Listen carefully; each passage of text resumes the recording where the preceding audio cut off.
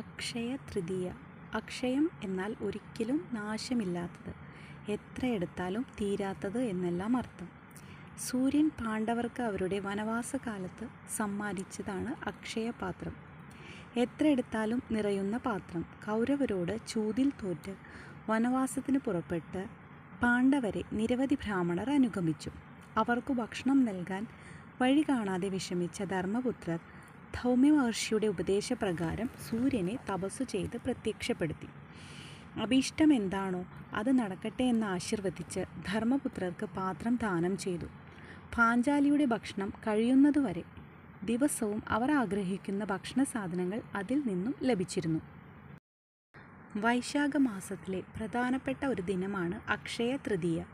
വേദവ്യാസൻ മഹാഭാരത കഥ എഴുതി തുടങ്ങിയത് ഈ പുണ്യദിനം തന്നെയാണ് എന്ന് പറയപ്പെടുന്നു.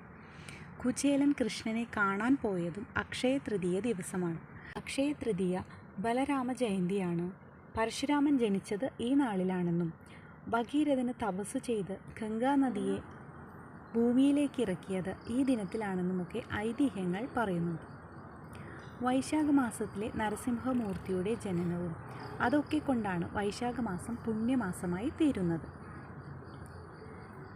അക്ഷയ തൃതീയ ദിനത്തിൽ ദാനധർമ്മങ്ങൾ നടത്തുക, പിതൃതർപ്പണം ചെയ്യുക, പുണ്യഗ്രന്ഥങ്ങൾ വായിക്കുക, ഭാഗവത ശ്രവണം ചെയ്യുക, സത്സംഗം, പൂജ, ജപം തുടങ്ങിയ സൽക്കർമ്മങ്ങളാണ് ചെയ്യേണ്ടത്. അതായത് അക്ഷയ തൃതീയ ദിവസം ചെയ്യുന്ന കർമ്മങ്ങൾക്കെല്ലാം അക്ഷയഫലത്തെ പ്രദാനം ചെയ്യുന്നു. ഈ ദിവസം പുണ്യകർമ്മങ്ങൾ ചെയ്യുന്നവർക്ക് വിഷ്ണുവിൻ്റെ ദർശനം ലഭിക്കുമെന്നും സർവ്വപാപങ്ങളിൽ നിന്നും മുക്തി പ്രാപിക്കുമെന്നും അക്ഷയമായ പുണ്യം കൈവരുമെന്നും പുരാണങ്ങളിൽ പറയപ്പെടുന്നു.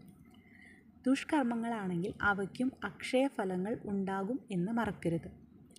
വിശന്നു വലഞ്ഞു വരുന്നവർക്ക് ആഹാരം കൊടുക്കുക, ദാഹജലം നൽകുക, വസ്ത്രദാനം ചെയ്യുക, സജ്ജനങ്ങളെ ആദരിക്കുക, സ്നേഹവും ആത്മാർത്ഥതയുമുള്ള വാക്കുകൾ കൊണ്ട് മറ്റുള്ളവരെ ആശ്വസിപ്പിക്കുക തുടങ്ങിയ എല്ലാ സൽക്കർമ്മങ്ങളും അക്ഷയ തൃതീയ ദിനത്തിൽ അനുഷ്ഠിക്കുവാൻ വ്യാസഭഗവാൻ ഉപദേശിക്കുന്നുണ്ട്. എല്ലാവർക്കും ചെയ്യാൻ കഴിയുന്ന ദാനധർമാദികൾക്ക് വളരെ പ്രാധാന്യം എടുത്തു പറയുന്നു. ആ ദാനം എങ്ങനെ ഉള്ളതായിരിക്കണമെന്നും പറയുന്നുണ്ട്. അതായത് നമുക്ക് ഏറ്റവും പ്രിയങ്കരമായ വസ്തുക്കൾ മറ്റുള്ളവർക്ക് ഉപകാരപ്പെടുന്നത് പോലെ ദാനം ചെയ്താൽ അക്ഷയമായ ഫലം ലഭിക്കുമെന്ന് പുരാണങ്ങൾ ഉദ്ഘോഷിക്കുന്നു. ഇതെല്ലാം ഉൾക്കൊണ്ടുകൊണ്ട് ഈ അക്ഷയ തൃതീയ എല്ലാവരുടെയും ഉള്ളിലും ഭഗവാനെ ചേർത്ത് വയ്ക്കാൻ ഏറ്റവും പുണ്യമായിട്ടുള്ള മാസമായിട്ടാണ് പറയപ്പെടുന്നത്.